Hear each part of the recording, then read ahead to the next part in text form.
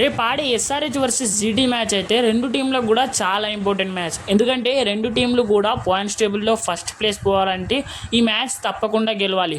ఎందుకంటే ఈ మ్యాచ్ గెలిస్తే వాళ్లకు మంచి రన్ రేట్ ఉండడం వల్ల మరియు ఈజీగా అయితే క్వాలిఫై అవుతారు. ఫస్ట్ టీం అవుతుంది క్వాలిఫై అవ్వడం ఐపీఎల్లో. మరియు ఏ టీం అవుతుందో కామెంట్ సెక్షన్లో కామెంట్ చేసి చెప్పండి. మరియు ఈరోజు అయితే ఆ రెండు విషయాలను అయితే తెలుసుకుందాం. రెండు టీంలో ఏ చేంజెస్ ఉంటాయి, మరియు ఎవరు గెలవడానికి ఛాన్సెస్ ఉంటాయి, మరియు వాళ్ళిద్దరి మధ్యలో ఎన్నిసార్లు ఎవరు గెలిచారో ఇవన్నీ విషయాలు మనం ఇప్పుడు తెలుసుకుందాం.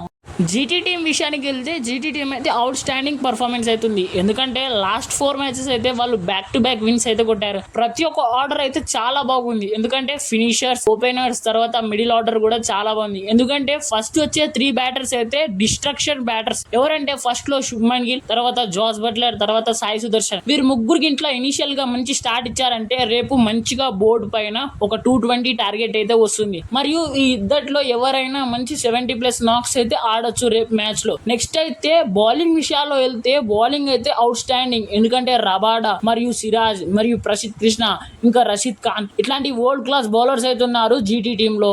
రేపైతే 220+ టార్గెట్ లేకపోతే 200+ టార్గెట్ ఇచ్చారంటే ఇనిషియల్ గా ఫస్ట్ లో అయితే వికెట్ తీసిందంటే జీటీ పక్కా రేపు జీటీ గెలవడం పక్కా. ఎందుకంటే వాళ్ళ దగ్గర ఒక మంచి బౌలింగ్ పేస్ అటాక్ అయితే ఉంది. వాళ్ళ దగ్గర స్పిన్ అటాక్ కూడా చాలా మంచిగా ఉంది. రేపైతే జీటీ టీం గెలిచిందా గెలవదా కామెంట్ సెక్షన్ లో కామెంట్ చేసి. విషయానికి వెళ్తే ఎస్ఆర్హెచ్ టీం కూడా చాలా మంచి పర్ఫార్మెన్స్ అయితే ఇస్తుంది. ఎందుకంటే వాళ్ళైతే ఇనిషియల్ గా అయితే లూజ్ అయితే అయ్యారు మ్యాచెస్, కానీ దాని తర్వాత బ్యాక్ టు బ్యాక్ అయితే విన్ అయితే చేశారు. మరియు మంచి కంబ్యాక్ అయితే ఇచ్చారు. ఎందుకంటే వాళ్ళ దగ్గర ఉన్న ఓపెనింగ్ పార్ట్నర్షిప్ మరియు మిడిల్ ఆర్డర్ లో ఫినిషర్స్ కూడా చాలా మంచిగా ఉన్నారు. ఎందుకంటే ఓపెనర్స్ లో అయితే అభిషేక్ శర్మ, ట్రావిస్ హెడ్ అయితే ఈ సీజన్ లో అయితే చాలా మంచి పర్ఫార్మెన్స్ అయితే ఇస్తున్నారు. దాని తర్వాత మిడిల్ ఆర్డర్ లో అయితే క్లాసన్ అయితే ఆరెంజ్ క్యాప్ హోల్డర్ లో అయితే ఉన్నాడు. మరియు 400+ రన్స్ అయితే కొట్టాడు క్లాసన్. ఈ సీజన్ ఆయనకైతే బెస్ట్. ఎందుకంటే ఆయన ప్రతి మ్యాచ్ అయితే 20+ రన్స్ అయితే 30+ రన్స్ అయితే కొట్టాడు క్లాసన్. మరియు నెక్స్ట్ అయితే ఈ సీజన్ లో ఉన్న బెస్ట్ ఆల్రౌండర్ అయితే మన ఎన్కేఆర్. ఎందుకంటే ప్రతి మ్యాచ్ అయితే చాలా మంచి పర్ఫార్మెన్స్ అయితే ఇస్తున్నాడు. లాస్ట్ లో వచ్చి మంచి పవర్ హిట్టింగ్ 6 అయితే కొడుతున్నాడు. 140+ అయితే పేస్ అయితే ఇస్తున్నాడు. మరియు మ్యాచ్ గెలడానికి ఒక కీ రోల్ అయితే పోషిస్తున్నాడు మరియు నితీష్ కుమార్ రెడ్డి కూడా ఈ మ్యాచ్ కూడా మంచి పర్ఫార్మెన్స్ ఇచ్చాడంటే ఎస్ఆర్హెచ్ గెలవడం అయితే పక్క.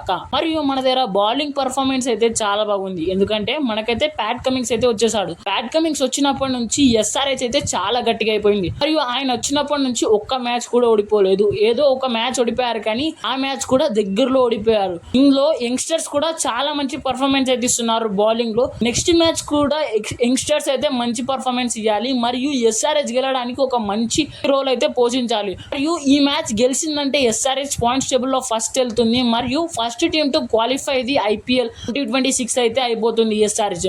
మరియు కామెంట్ సెక్షన్ లో కామెంట్ చేసి చెప్పండి ఎస్ఆర్హెచ్ గెలుస్తుందా లేదా. హెడ్ టు హెడ్ మ్యాచెస్ చూస్తే అయితే టోటల్ 7 మ్యాచెస్ అయితే జరిగాయి. ఆ 7 మ్యాచెస్ లో అయితే 5 మ్యాచెస్ అయితే జీటీ అయితే గెలిచింది మరియు 1 మ్యాచ్ అయితే ఎస్ఆర్హెచ్ అయితే గెలిచింది. ఈ 2 మ్యాచెస్ లో అయితే ఒక నో రిజల్ట్ మ్యాచ్ అయితే జరిగింది. ఆ నో రిజల్ట్ మ్యాచ్ ని వదిలిపెడితే ఎస్ఆర్హెచ్ అయితే ఎక్కువ మ్యాచెస్ అయితే ఓడిపోయింది జీటీ పైన. మరియు జీటీ అయితే ప్యూర్ డామినెన్స్ అయితే ఉంది ఎస్ఆర్హెచ్ పైన. ఆడే మ్యాచ్ కూడా ఎస్ఆర్హెచ్ ఇంట్లో ఓడిపోయింది అనుకో టోటల్ 6 మ్యాచెస్ అయితే అవుతుంది. మరియు ఎస్ఆర్హెచ్ గెలిస్తే 2 మ్యాచెస్ అయితే అవుతుంది. అయినా కూడా ఎస్ఆర్హెచ్ అయితే జీటీ పైన అయితే ఎక్కువ మ్యాచెస్ అయితే గెలవలేదు.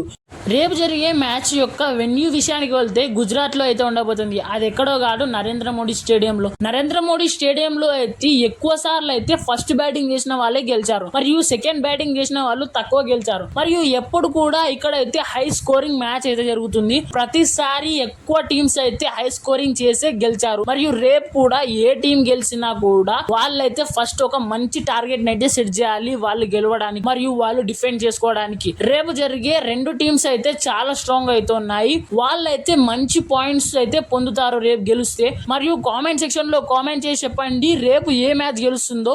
మరియు మన ఛానల్ ని లైక్, షేర్, సబ్స్క్రైబ్ చేయండి. ఇలాంటి వీడియోస్ కోసం బెల్ ఐకాన్ ని నోటిఫికేషన్ ని ఆన్ చేసుకోండి.